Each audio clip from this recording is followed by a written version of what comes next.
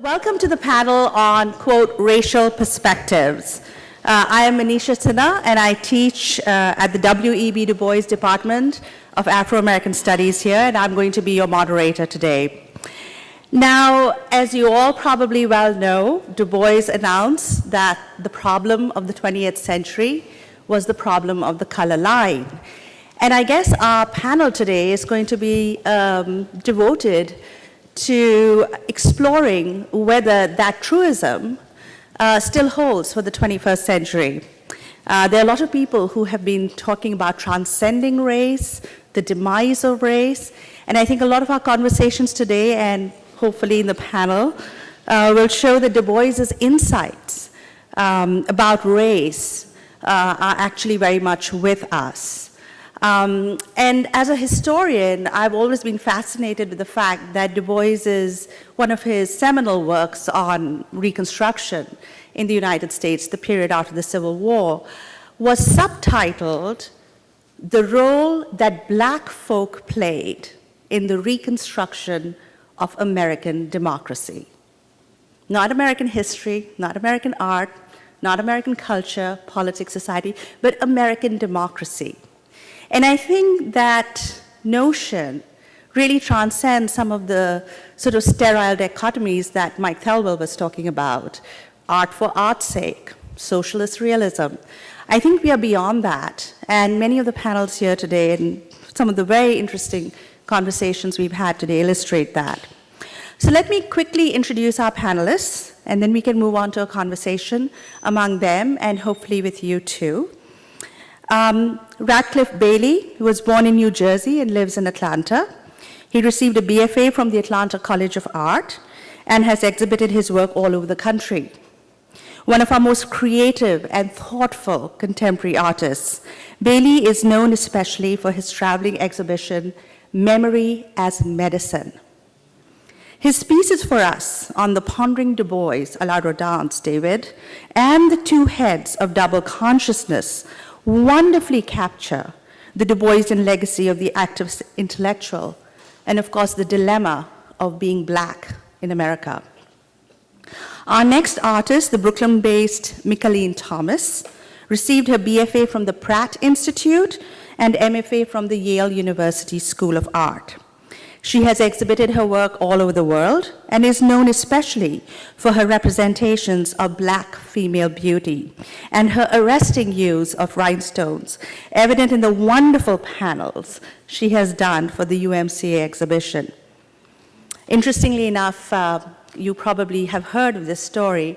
It was just in the news a couple of days ago. A 7-year-old Black girl in Tulsa, Oklahoma was sent home from school for wearing dreads to school.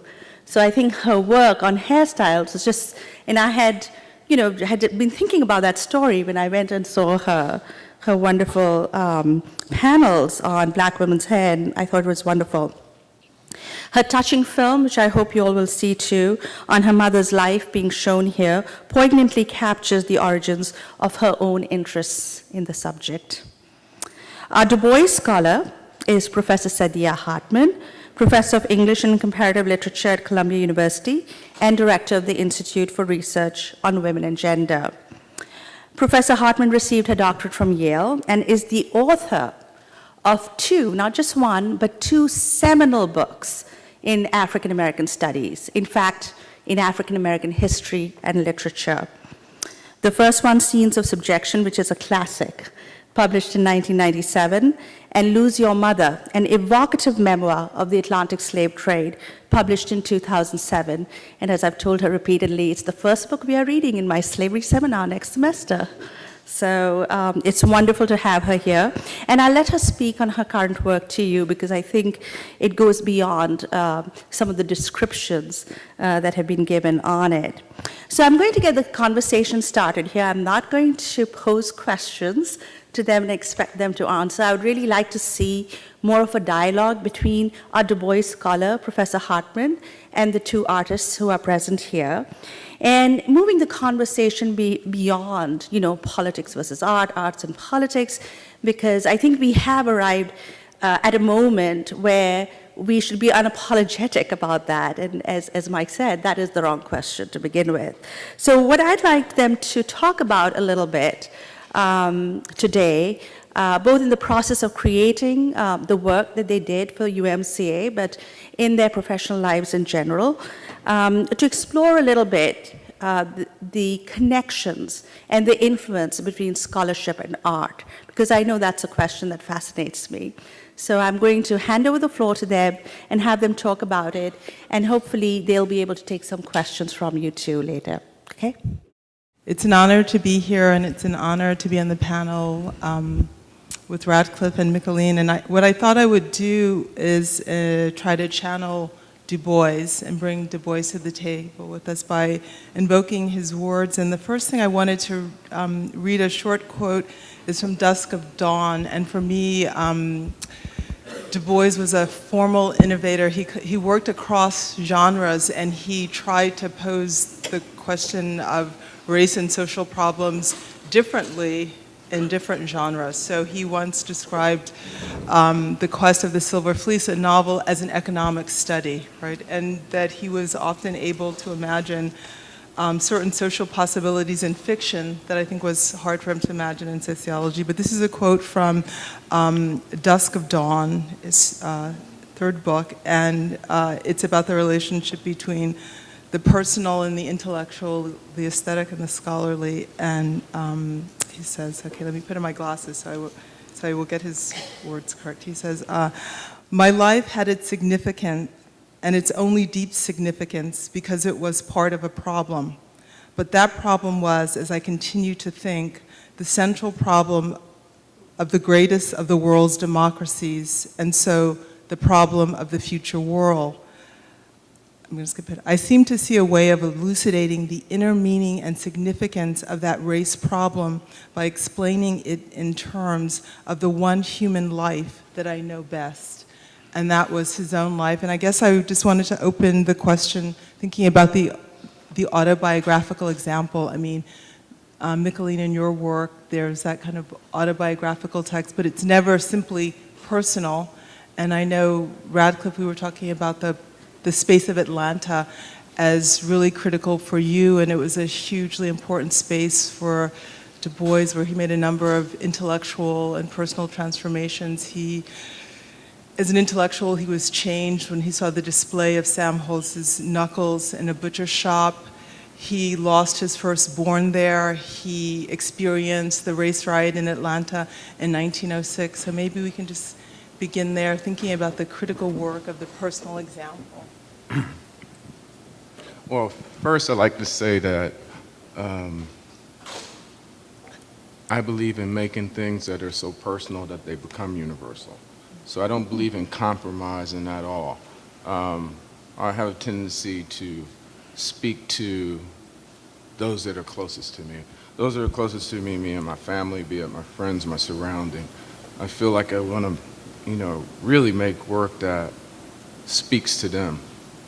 It's a conversation I'm having with my children. It's real, it's like that in terms of living in Atlanta. It was my parents moved to Atlanta around like 72.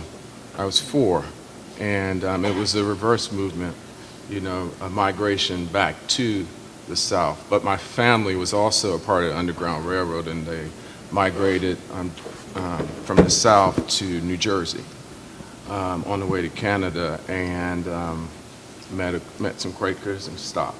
They were trying to decide whether or not to move to Florida, California, or Canada when they came to Atlanta. And they came by Pascal's Hotel in Atlanta. And at the time, that was a place where King would have meetings. And I remember my parents, I remember a Reverend Tobin. A Reverend Tobin was there, and he noticed that my parents pulled out this map trying to figure out where they were going.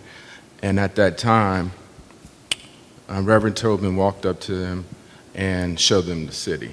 And Reverend Tobin was a professor at Morehouse, and he was a teacher of Dr. King.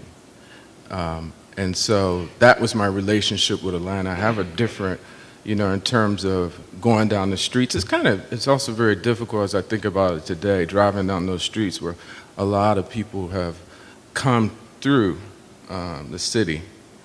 It's something, you know, it's almost like it's a beautiful space, but it's in decay. It's somewhere where you deal with beauty and decay. And, you know, historically, who lived in that house, driving down those streets every day and knowing about its past? But it's also one of these cities where they say if you ever want to get rid of something, you burn it. And you think about the Civil War and think about its history and how it exists. So it's a strange thing, and I think that the purpose with my work is about drawing those dots and making those connections and with those that are coming after me, my children, having conversations with those that are much older than me. I look at these situations where we are as more of, I'm getting. You know, my goal here is to learn. Making the work was to learn, to have these experiences, because these things that are passed in this room are just a part of my work. And I don't necessarily believe in the objects that I make as more important than the person who makes them. And I truly believe that, and I'm gonna jump off, we weren't truly really integrated, only our bodies were integrated. And I still think that that's the one thing that I find that's very important, is our thoughts being integrated.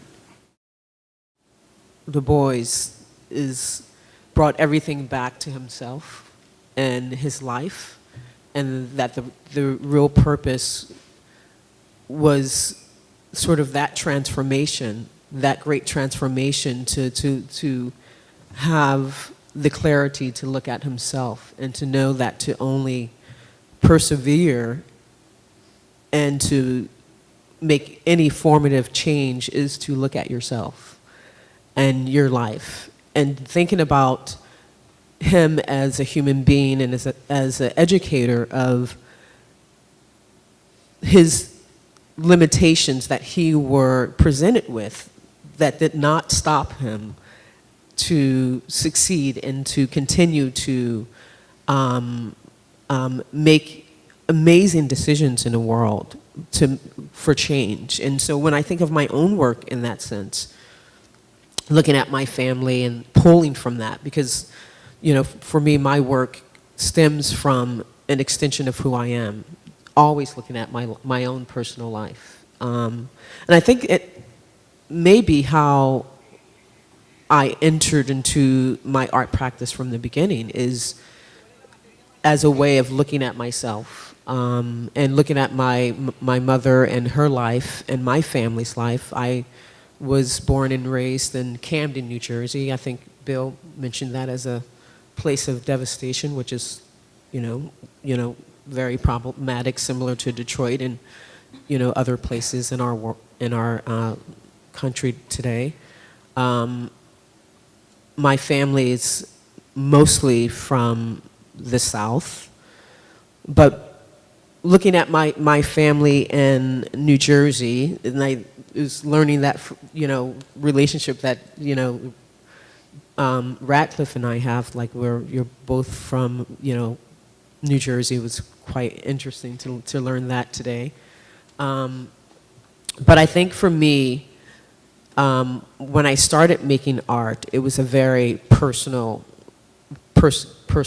journey. And I think mainly because I entered my art practice through art therapy.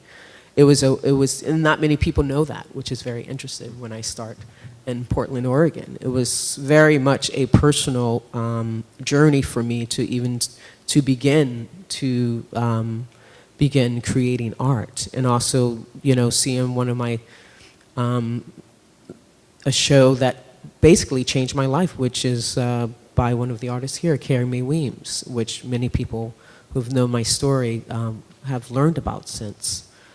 And I think for me, dealing with my own sort of sexuality and my personal journey and my identity, it was very much sort of important for me as an artist to use tools of art making, of which I've learned from my education through the universities that I went to, as a way, as a media, as the message? How do I use these sort of genres of art that I was being presented with through art history? How do I sort of take that sort of discourse and relate it to myself in a sense of my own identity and relationship to how I see myself, and looking at how most women were being perceived in the world when it came to identity and relationship to gender and sexuality and beauty, you know, and how young women would see themselves, how we see ourselves, how we identify ourselves to the world in relationship to white women. That was very a personal sort of thing for me. And I think mainly because when I was living in Portland, Oregon, that relationship of how I was identifying myself at the time and the environment in which I was living was very much an environment where I was pretty much one of the very few black people in Portland, Oregon, and so there was a lot of things that I was dealing with, and through art therapy I found this sort of creative tool and practice, and through my education really going back and looking at my life and pulling from that. And I think the video that you see about my mother, I think is a sort of, I like to think of it as a gift. And a gift of explaining and sort of continuing a conversation of who I am as an artist and where the work is generated. So it's exposing a lot about, because I think being an artist is very vulnerable. It's a sort of a vulnerable act, and it's putting yourself out there and deciding to take on some issues, whether they're political, whether they're social, and whatever sort of stance through your art making that you decide to take, it's a vulnerable place. And I think that's where my art stems from. As you both have said, you know, with Dubois, the autobiographical example was never like the indulgent personal case, you know. And in your work, similarly, it's not, you know, personal self-involvement. And I guess I want to talk about the aesthetic dimensions of the work that, and all the kind of the resources and history that you bring. I mean, one, your portraits, which may be based on your mother, but which are these kind of like large, iconic, you know, kind of collective statements, how that's the case. And Radcliffe, you talked about beauty and decay, and I think often of, Radcliffe, you know, was talking about the kind of the beauty and decay of the city, and I often think about the terrible beauty of the black everyday, right? So I don't know if you just want to speak more to like all those things that you're bringing to the work to make that articulation of the personal statement always into a larger example of something, or speaking to a greater range of lives than your own individual life. And I think part of that is about form and aesthetic language and all that, about beauty, which you both mention as important. I think earlier mentioning when you love yourself, and there's so much love when you're around family. I often think of myself as this vessel, and things come through me. It has nothing to do with me. I don't understand it completely. I've always been fascinated with like the Africanisms that exist in southern parts of the United States. As a kid, my mom, just being that school teacher, she just took me all the way down throughout the South, throughout the islands, the Sea Islands, off the coast of Georgia, South Carolina, just all around. And I remember going by, and I remember it was George Washington Carver's lab. I remember seeing those things, and that is the fuel for my work. And I also, for me, I mean, you know, I mentioned I have like a family, but I also operate with a bunch of friends, and we collectively work together silently. You know, Afro Cobra was a big influence to us. and being in art school, felt like the African American students, we needed to come together. So we would meet in the printmaking studio and pass information. We would share music. That was always the glue. I don't even know what we do as even, I don't even like to even call it art. I think it's something else. I think you know, it's all, another part of it was like my fascination with trying to understand my makeup beyond the Middle Passage. And to that point, I'm more so fascinated with things that are outer space, you know. I mean, I love Sun Ra, you know. Even though he said he was from Saturn, I like Birmingham. Yeah, I think for me it's, you know, probably, you know, on a different way, just really not seeing these images in museums that was frustrating going to museums and not seeing sort of the representation and, you know, through art history and constantly, and these art historical classes, learning all about, you know, when you're learning about African art, it's Picasso first, and you know, or Braque and all of these things, and it was sort of confusing to me as a young artist to not have in the art classes, when they talked about African art, that it was very separate. It was a separate discourse. It was a separate conversation, or it was a separate class that you had to take. It was art history. If it was art history, why wasn't it the history of art around the world? And that always baffled me.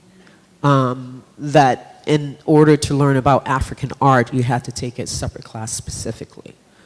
And so when I would see these images of European artists, and just the writings around it, and sort of the iconic sort of foundation around it, you know, whether it was political and sort of for those particular times, I wanted to sort of engage in that conversation and say, well, what about, you know, women of our time? Why aren't they sort of in these conversations? It was always sort of something that you had to really seek out.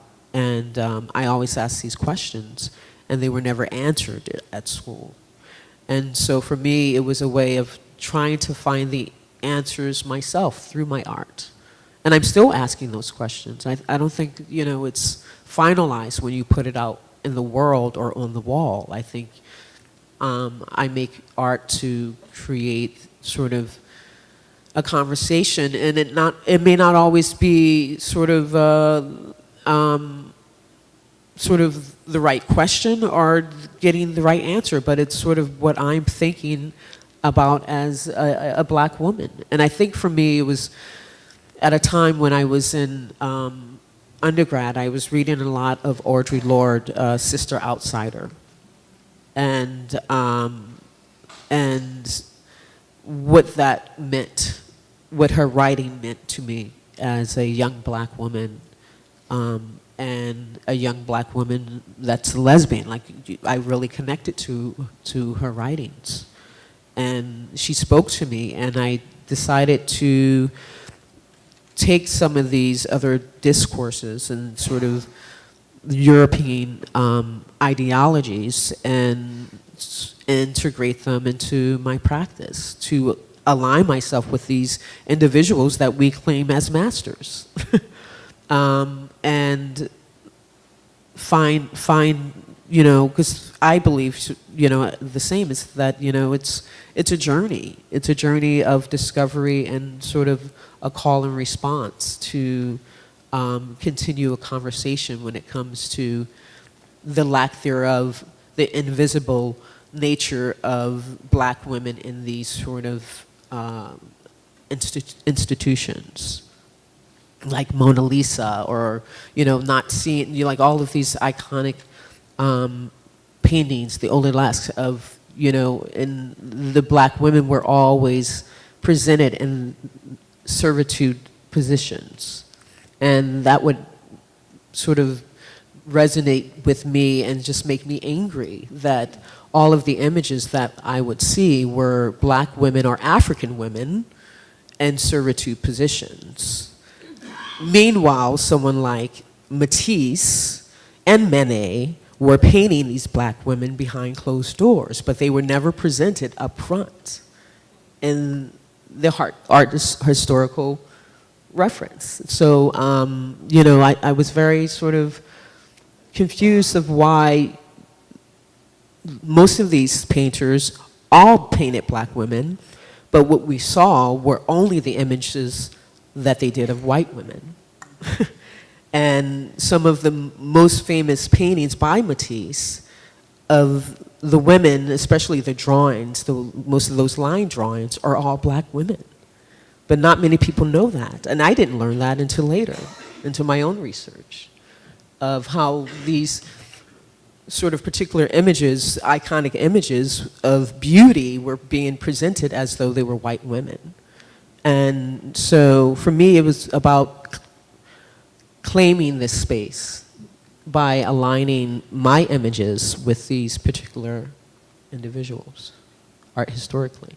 I remember the first time seeing Radcliffe's, your work, and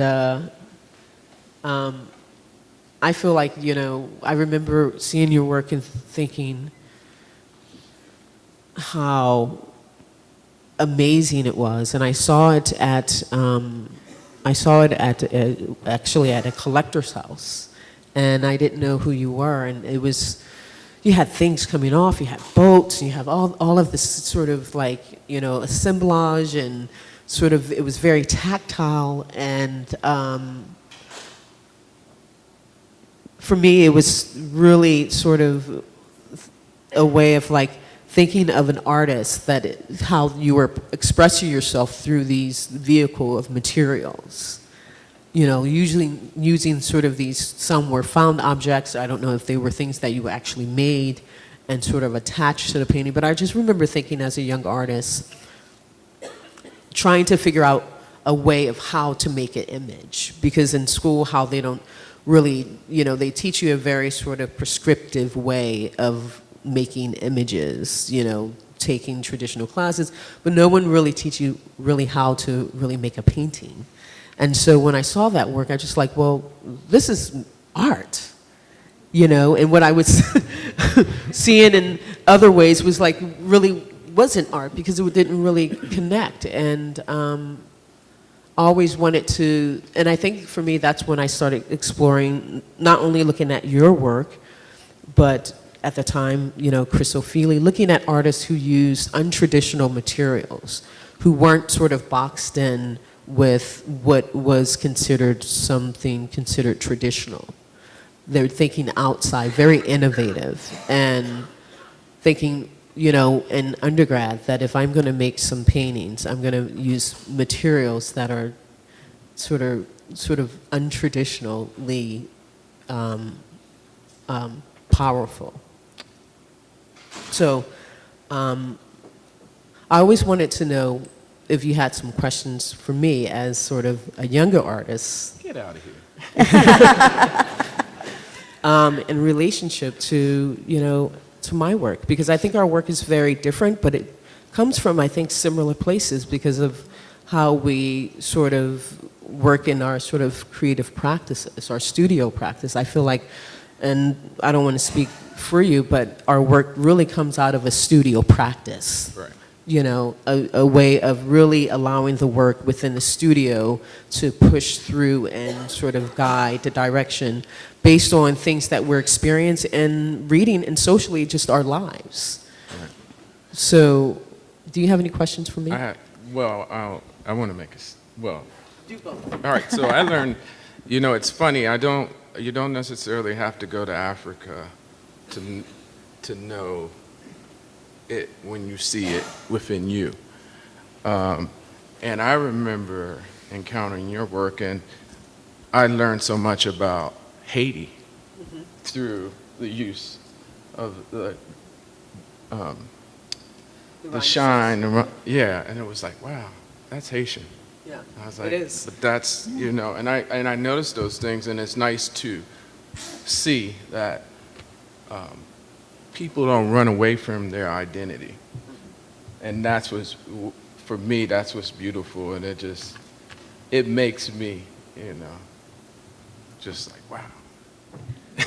It's interesting you say Haiti because actually when I initially started working with the materials that I work with was through looking at Haitian voodoo flags. And I actually applied to, while I was at graduate school, I applied for a travel grant to go to Haiti, Port-au-Prince, because I wanted to go and study with some artists there that were making the Haitian voodoo flags, but my proposal wasn't accepted. But it was one of the paintings that I did called Panthera, which is at the Stew Museum in Harlem, is actually based on a lot of the voodoo flags I was looking at the time. So it's interesting that you see Haiti in the work. Yeah, I mean, it feels nice to learn about other places through people. Radcliffe, I don't know if you wanted to talk about also the pieces in the show, because, I mean, one of the things that I think is so foundational, again, about Du Bois's work is the way in which, the problem of the Negro is always first and foremost for him a problem of thought, a problem of, conception of consciousness. So both challenging existing ways of knowing the world and really pushing kind of a conceptual language, like basically trying to think about a social problem in his time in a way that no one else was thinking. And to think a problem for the first time, like I don't know how many of you have tried to, that's like, to think something before anyone else thinks it is just this huge, huge thing to accomplish as an intellectual, and then to be involved in this constant process of kind of self-evaluation, advancement, revision of one's model. So both the pieces, I mean, I know one is Double Consciousness. Is the other one actually called Thinker? No. Okay, so No. that's my title No. for it. But so I don't know if you wanted to just speak to anything about. I think a lot of times when we go to the studio, that there are moments when we go and we pace. No one's around. Studio is church. Studio is where we solve problems. We're almost like tricksters in many ways, And then I think, when I think about Du Bois, I think about him as like a deity. And then I think about how do I construct all my deities around me. And I reach to them in different ways. And I mean, there's a lot of channeling, but those pieces, that one was just me just thinking like, daggone, I wish, man, he's such a complex person that I kept thinking like, oh man, just that thinking position, like, wow, I'm really actually trying to figure, and so that's where it came from. And I thought that, he's a very important person who I want to make a monument for. For me, that was just, I always think it's exciting when artists sort of start at one place, but they continue the pull from history. As you're making your work, you're going back and pulling from history, and so you're sort of nudging it and sort of subtly making this gesture of sort of reference that relates to the work. I think it's sort of interesting from everything that you all have said here, how much you have addressed this theme of art and scholarship in a way, because, and especially for this panel on racial perspectives, I mean, the originality of Du Bois was to use a racial perspective. And a lot of people have accused him of, quote, romantic racialism with the gifts of black folk, and I think they completely misread him when they read his notion of the gifts. Yes, he is in a milieu, an intellectual milieu, especially coming out from Germany, that is talking about folk, people, races in certain ways. But I think when he uses that terminology, he goes beyond that. And everything that you've said here seems to really echo that, with Radcliffe saying, the Africa in me. I kind of recognize it. and with Mickalene talking about the importance of Haiti.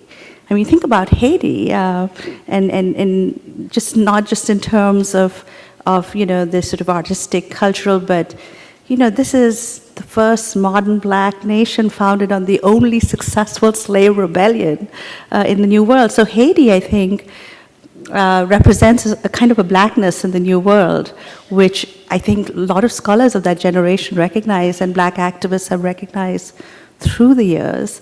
So it really does connect, I think, to Du Bois's this sort of original perspective that Saidiya highlighted. And I think scholars, unlike artists, have a very hard time being that original and creative.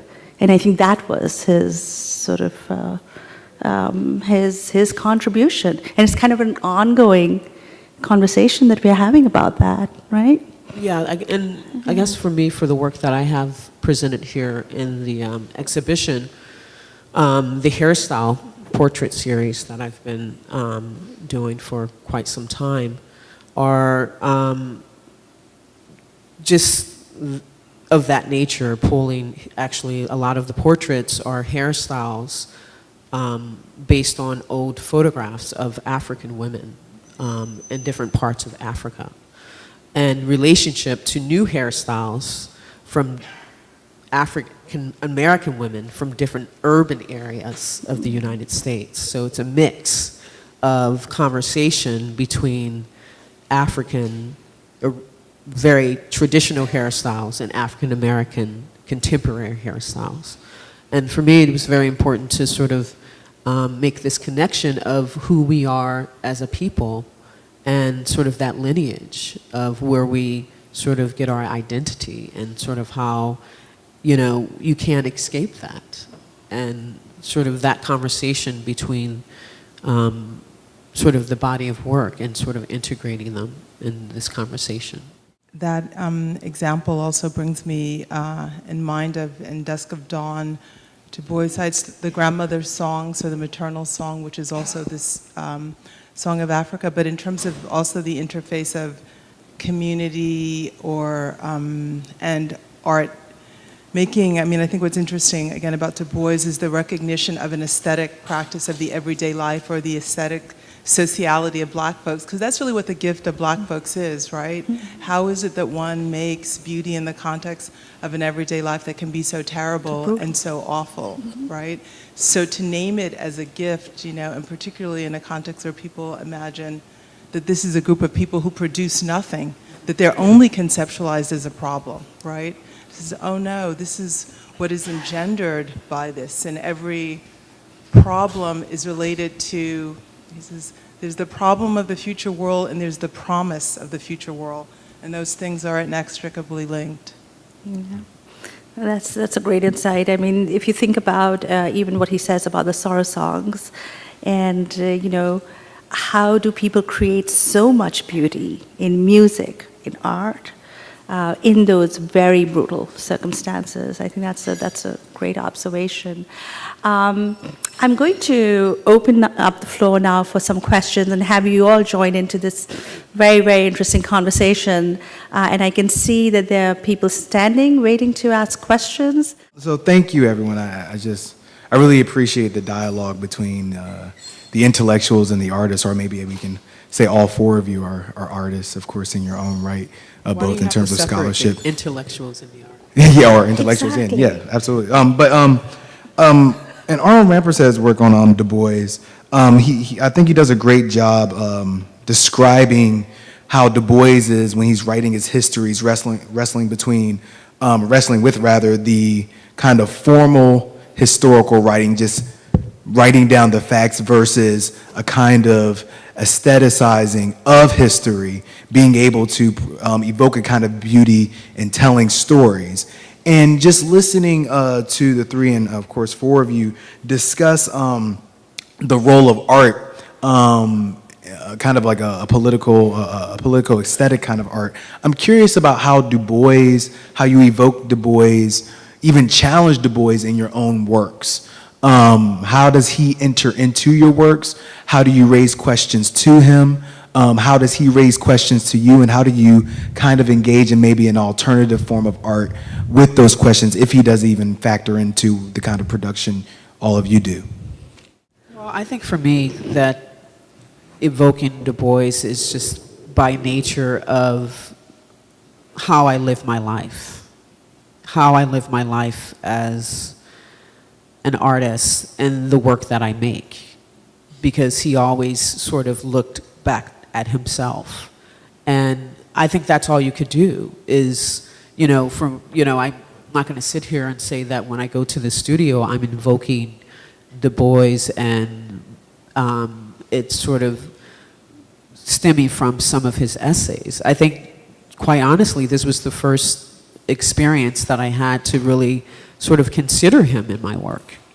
But I think as an artist, the challenges that I'm confronted with in day to day and sort of, persevering through those sort of challenges is taking on the nature of Du Bois.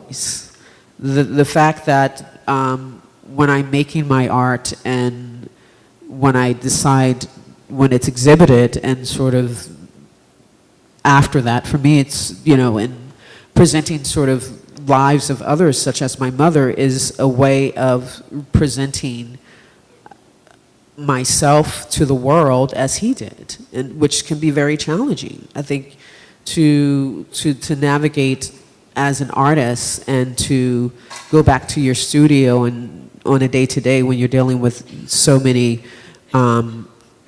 issues socially in the media, that you have to make a decision about what you want to put out there. And for me, when it comes to community, like Radcliffe said, I pull a lot from my friends, the community of my friends and my artist friends, and sort of having them in a dialogue on a day-to-day is very important, and making sure that their voices are heard.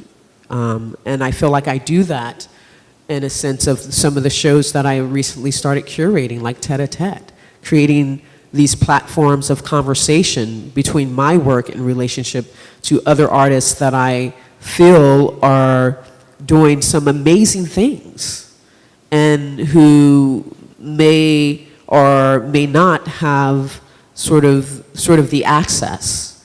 It's making things accessible through my practice and through my journey, and sort of going back and giving it to others. I think that's how I see myself challenged. Radcliffe, I was wondering if you would talk to that also a little bit, because your work here is so inspired by Du Bois, but even your earlier work, like the one of the ship, the one that was portrayed earlier on the Middle Passage, you're dealing with black memory and history.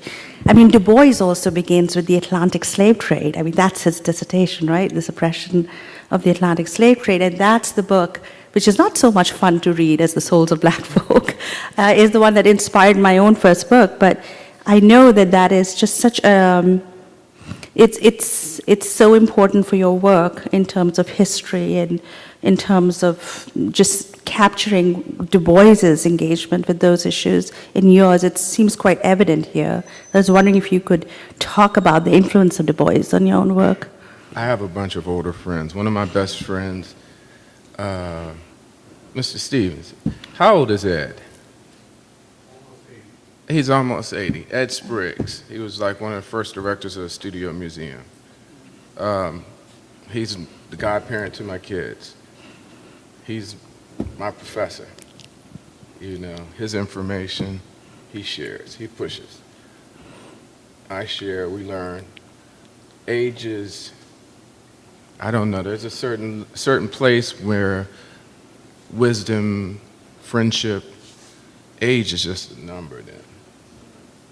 I think that information transcends space and time. And so,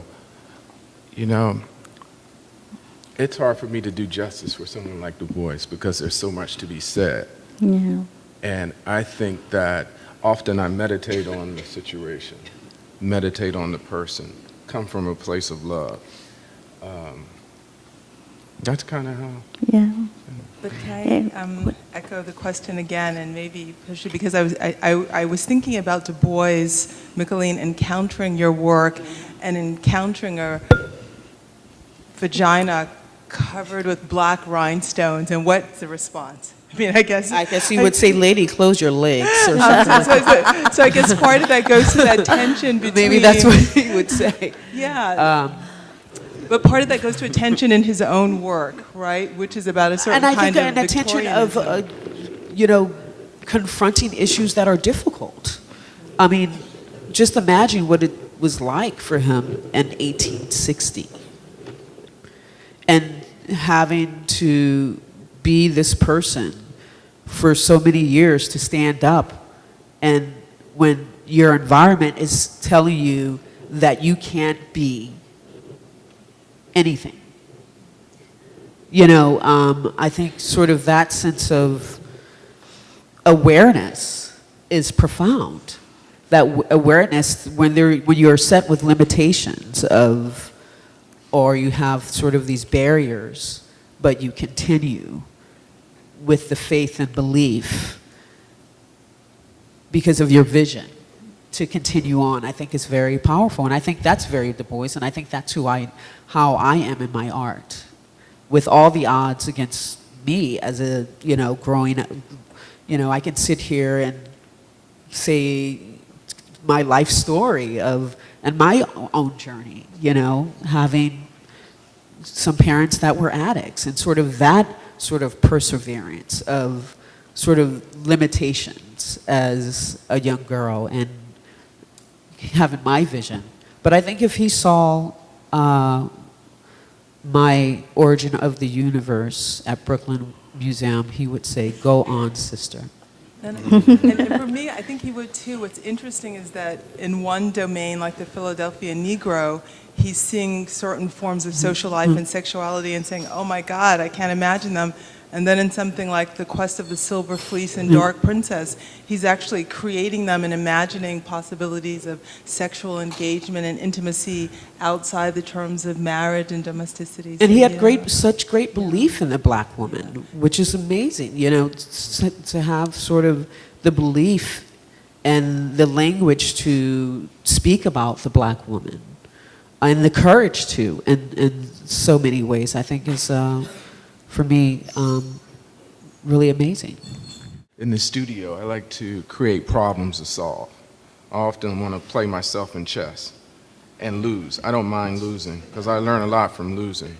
And I think that there's something about having a problem to solve. That's when it's like going to the studio, you can't be in cruise control. You gotta have a problem to solve.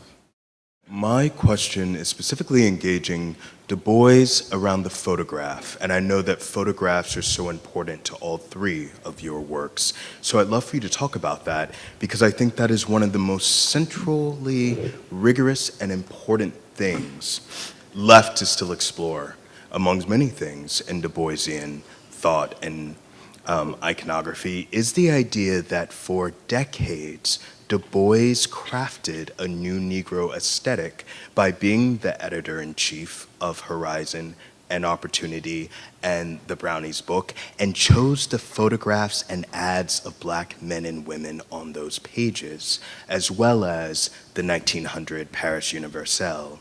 And the young man who just left, Iman Campbell, he and I were both Du Bois Fellows this year in the paper, and we found out that we're second cousins. And that we've heard about each other in various ways, but it's here that we've met. And the photographs for us are incredibly important, as our family doesn't keep them. So I'm wondering from you, what is the work of that scientific, hagiographic, ethnographic, aesthetic thing that is the photograph and its importance in Black culture?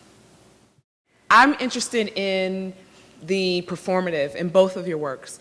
In relation to the physicality of the materials that you use, Mickalene, you mentioned something very specific about Radcliffe's work and having that he expresses himself through the materials.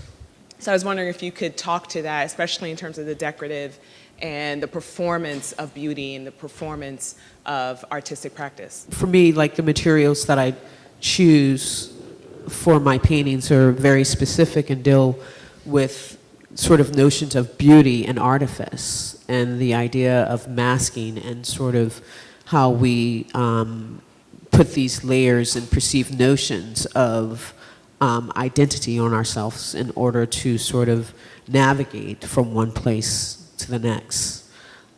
Whether it be how we present ourselves to the world from one moment to the next. I'm interested in sort of that gray space.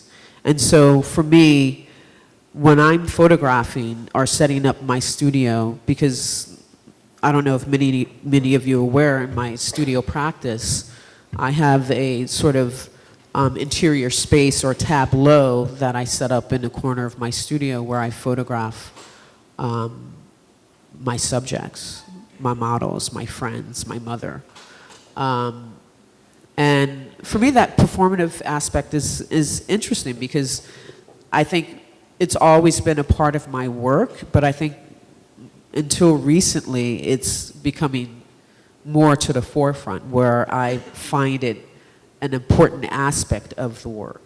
And so I started to videotape the sort of photo shoots because I feel like there's a lot that's lost in my work and my photographs that aren't captured through sort of these motions and idiosyncratic nature that's happening through my relationship in the sitter. And I feel like it is much more of a collaboration when I'm inviting, whether it's my mother or some friends or ex-lover to the space and having them sort of relate themselves to this interior space that I have created that's quite decorative and over the top. And I think the idea for me of decoration in this interior space is just dealing with, again, the idea of dressing up. You know, these notions of beauty that we use, these tropes of masking, of all of these layers that we sort of are having to sort of contend with on a day-to-day basis.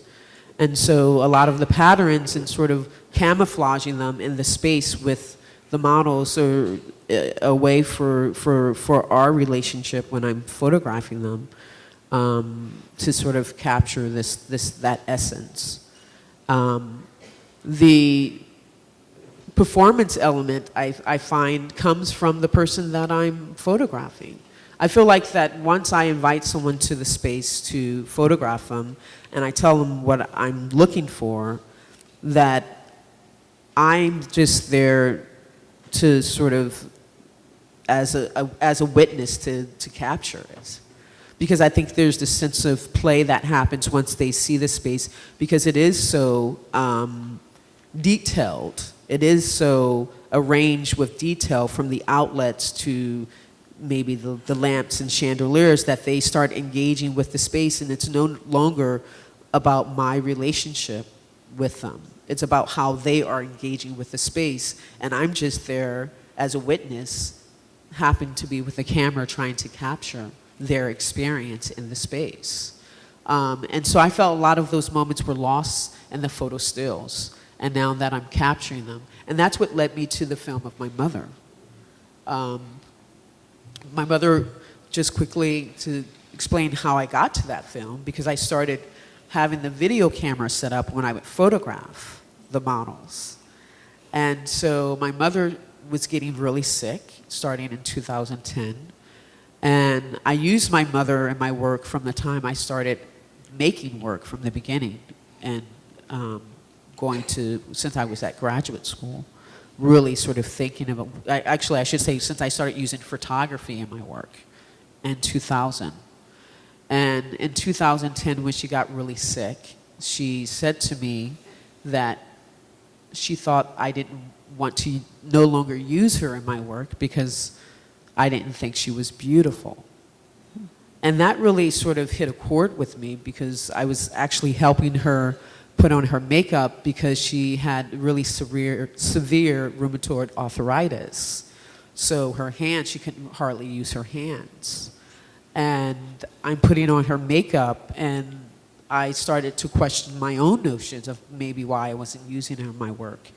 And so I said, well, if I can come up with a way that made sense to me and to you, and a medium that would work, that dealt with portraiture in the way I work through portraiture, that could define this story, this narrative, and my work, would you do it? And so I presented the idea, because a lot of times during these photo shoots, there's a conversation. And my relationship with my mother, we developed a way of reconnecting ourselves to each other through my art. And through these sessions of photographing her, I would ask her questions. But there were so many photo shoots that I didn't capture the dialogue there. So I wanted to reinvent that with this documentary of me asking her these series of questions that I needed answers to about herself and her life, that I heard stories of through family members. So it was a similar way where I set up a camera, this time with a crew of people because I wanted to use film, and ask her these very personal series of questions about her life. And for me, this film is not necessarily just a narrative or a documentary, it's a portrait. I'm interested in sort of portraiture as a way of sort of presenting sort of an essence that I'm trying to capture in my work. And so for me, portraiture is very important, and I wanted this film to unravel and unfold in the same way as if I was painting her. And that's why it's slow moving, sort of the relationship of seeing her and the relationship of the painting, because I want you to sort of go on this journey with me while the story is unfolding. And so for me, the performance aspect is really coming back through a different way, by me sort of feeling, whether it's like church or meditative, really thinking about my practice, my studio practice, and really looking at what's happening in the studio and using those formulas to present a body of work to the world. Because I think there's these stories of people, no matter who you are and where you're from, that someone can relate to this. Because I have a similar story to someone else. And other black women can look at these images and find themselves within my work. And for me, that's very important. Oh, thank you, Mickalene. Radcliffe, you want to add something? We used to go visit my grandparents in Virginia. They lived in a small town right outside Charlottesville called Palmyra, real close to this place called Zion Crossroads. And so what happened was that my grandfather built the church. And my grandfather used to make birdhouses and tell me, people will tell you when the weather changes. And he said, birds will tell you when the weather changes and people will too. And so what happened was that all my aunts and uncles and cousins came in, and we all stayed in this little house with my grandparents, and you saw a sea of blankets and comforters and things, quilts all around. And my grandma would come in and turn on Mahalia Jackson. That meant like it's time to go to church. And I know you guys are not going to get up and go to church with me, so you're going to have it right now. And so, and basically around that same time I was finishing college, and my grandmother never seen my work. And so on that holiday, we went to see my grandparents. I remember my grandmother going in the back and pulling out an old family photo album. There were about 400 photographs, and most of them were tintypes. And so my grandmother gave them to me, and that was somewhat of a performance in that aspect. And so from learning from that, one of the personal little rituals or things I do that's somewhere totally different in performance in my work is that I like to drink rum. I like to smoke cigars.